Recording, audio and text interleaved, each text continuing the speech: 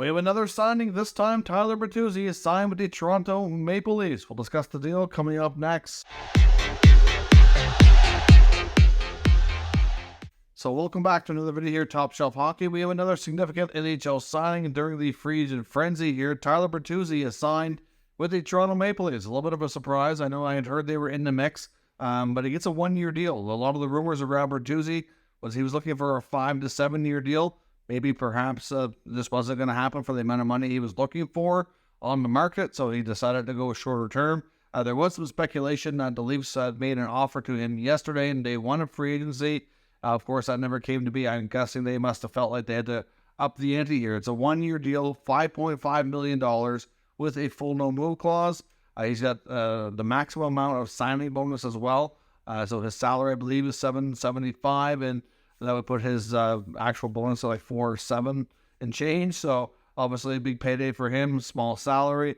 So this is a little bit confusing in a way. Obviously, to me, like, look at what Michael Bunting got for a deal in Carolina. He got 3 years at like $4.5 million.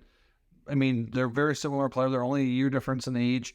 Bertuzzi's had 130-goal season, which Bunting doesn't have. But otherwise, the last couple of years, he scored 23 goals in Toronto. A player who's already familiar, has chemistry with some of their top guys. A local guy. I mean, Bertuzzi's an Ontario native as well, born in Sudbury. Still, I mean, not to say that there's. To me, they could have maybe saved some money and kept Bunting. And rumor was they weren't even talking to him, which was, I found, quite surprising. I mean, I like Bertuzzi as a player. I think he'll fit well there. Will play in their top six. Should be able to be 20 to 30 goal scorer, would be my guess.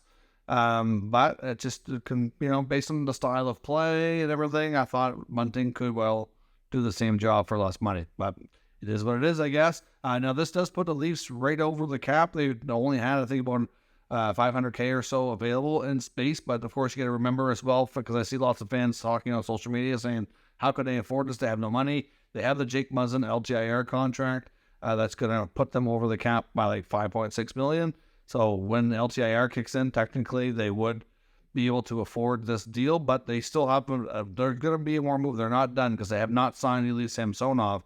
So I suspect they're going to try to trade Matt Murray for the final year of his deal, and then use that money to sign Samsonov. But it still kind of leaves them very, very tight, because that doesn't give them a full complement of players. Like, depending on how they want to reach the roster, it's still extremely tight, and they're going to be doing some nickel and dime and see what they can figure out. But Bertuzzi's a Leaf for 1 year. Gives him a chance to go to Toronto, bet on himself, see what happens. The cap's supposed to go up a fair bit next year. Whether he stays in Toronto or goes elsewhere, he'll be back on the market, and we'll see where everything goes from there.